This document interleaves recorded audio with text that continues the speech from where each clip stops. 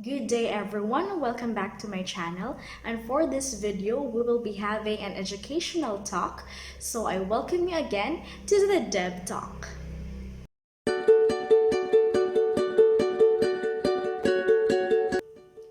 For today, we will be talking about different English language teaching trends and issues, and I will try to relate or reflect it to my classroom, to my students.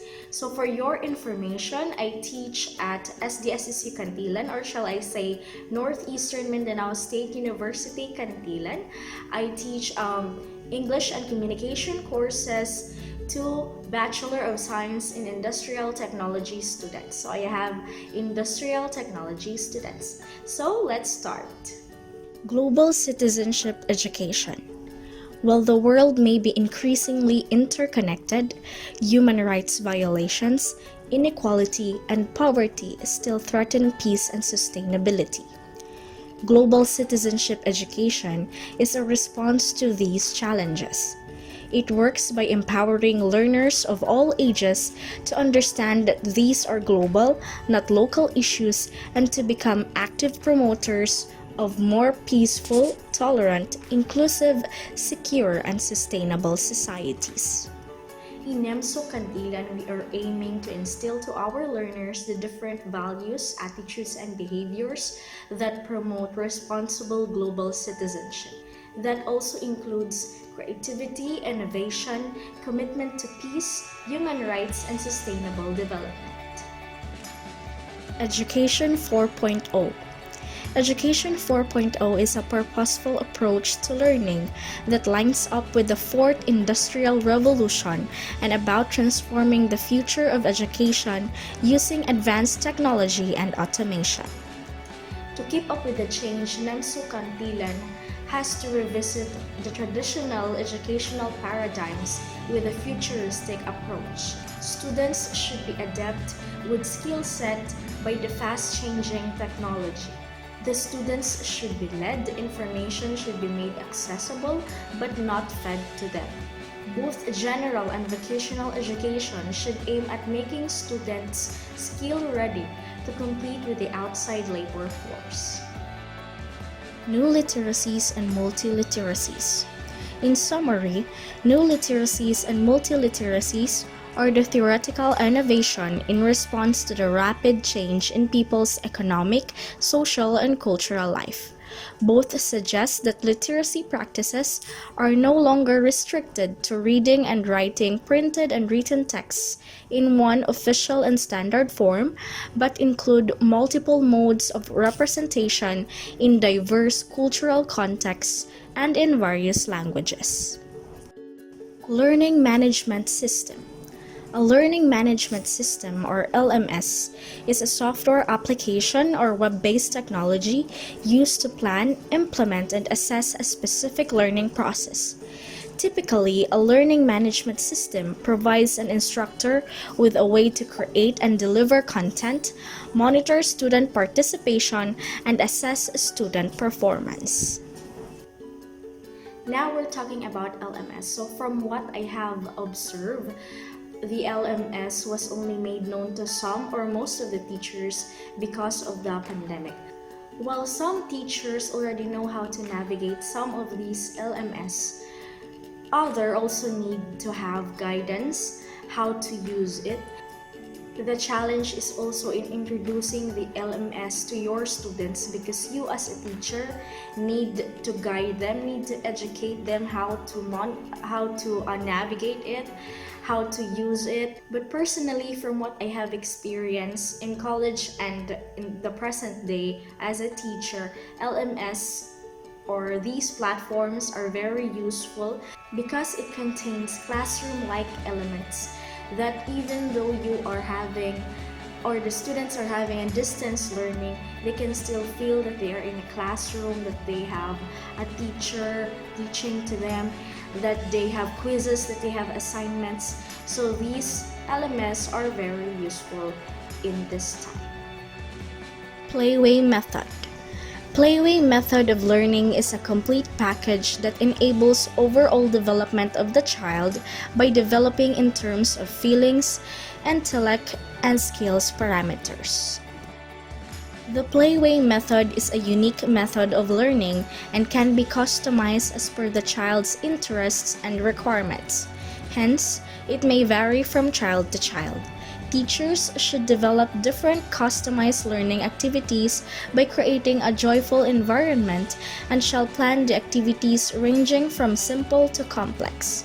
What can be best for a child other than to get a complete feeling of freedom? This method of learning is unplanned and hence encourages the complete freedom of expression. Embodied learning. Embodied learning is an educational method that has been around for a while in education, especially in primary education. In this method, one does not only offer an intellectual way of teaching, but also involve the whole body. One can think of example, doing math while throwing small bags of sand to each other. By making it physical, the teaching material will be more effective. It is a fun way of learning too. So the method of embodied learning, I am feeling excited about it because I haven't tried it. Because as I've said in my previous videos, I just started teaching under the time of the pandemic. So I think this will be useful for my students to be instilled in them more our lessons in a fun and exciting way and not already forgetting about it. So I hope to use this method, embodied learning, as we go on with our limited face-to-face classes. Hopefully, if there will be no more problems along the road, we can have our limited face-to-face classes. Gamification. Gamification is the application of game design elements and game principles in non-game contexts.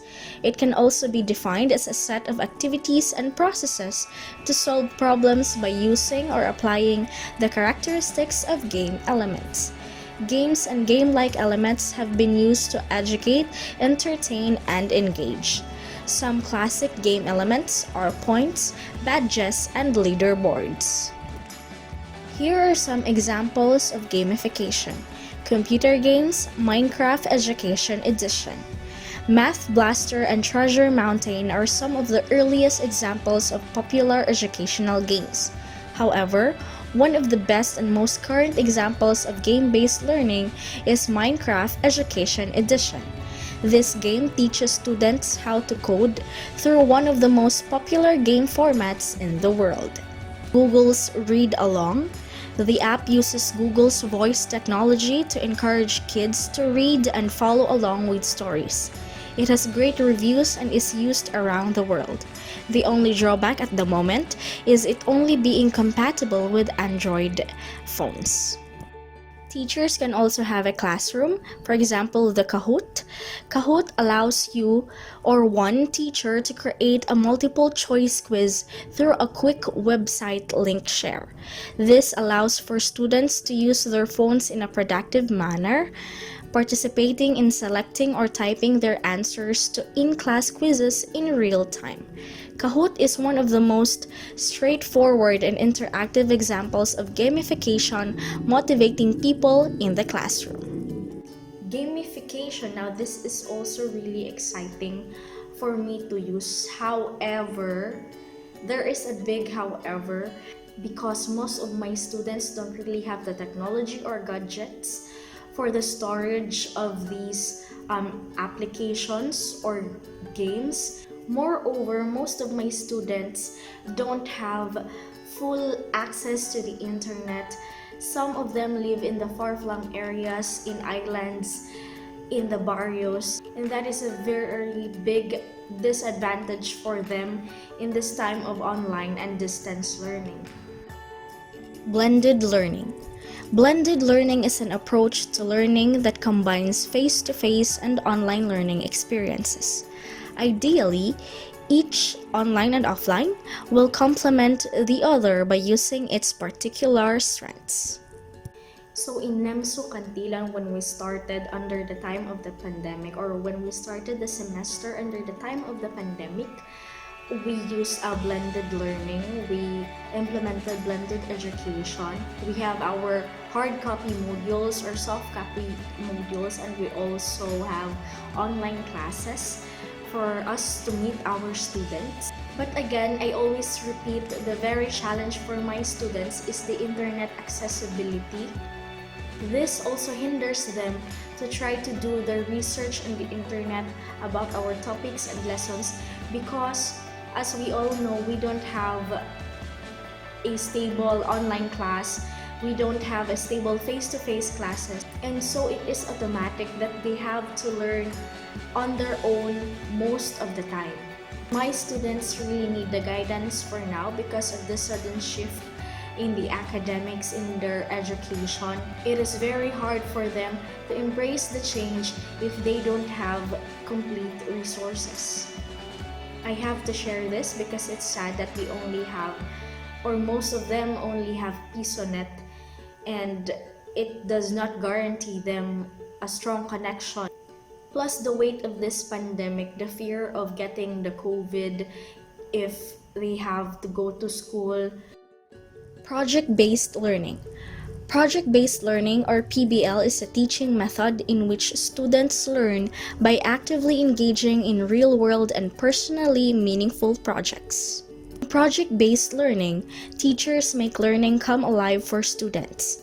Students work on a project over an extended period of time, from a week up to a semester, that engages them in solving a real-world problem or answering a complex question. They demonstrate their knowledge and skills by creating a public product or presentation for a real audience. As a result, students develop deep content knowledge as well as critical thinking, collaboration, creativity, and communication skills. Project-based learning unleashes a contagious creative energy among students and teachers. In a project-based learning, I have already ideas that I want to send my students to communicate with the people outside, know people's stories, and share it through a video or such.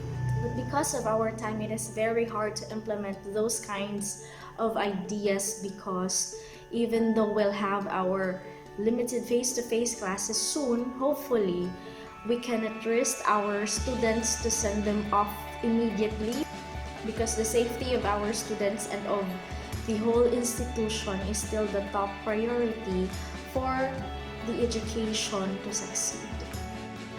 And the last one, we have cybergogy.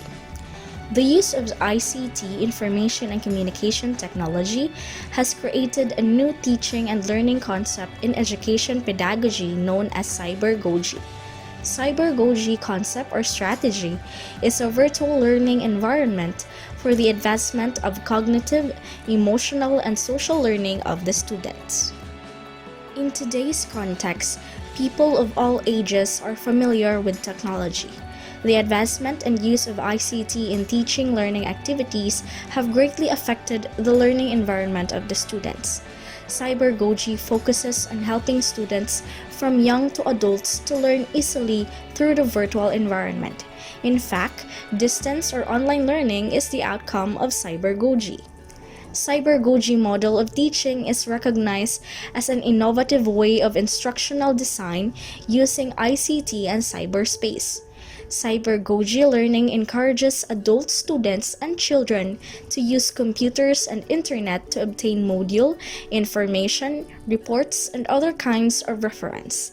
Cybergogy combines the fundamentals of both pedagogy and andragogy, adult learning, and grabs the benefits of technology-enabled learning for a better learning outcome.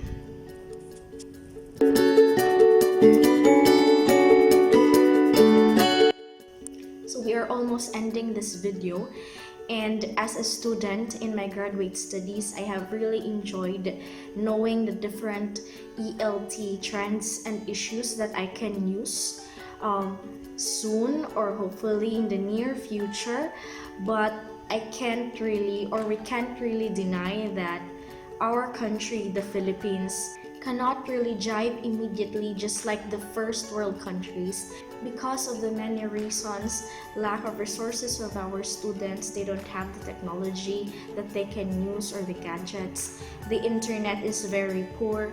And we can't deny that because of these reasons, some of our teachers are also struggling to give the best teaching to our students.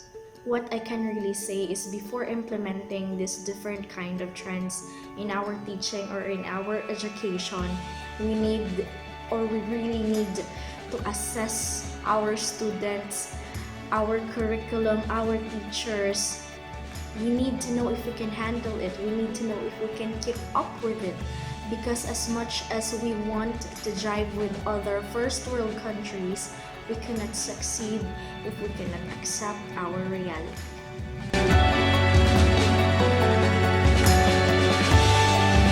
So that's it for this video. I hope you learned something and realized something in our Philippine education. But anyway, as individuals, we all need to thrive. So I hope you all the best. Thanks for watching. Bye!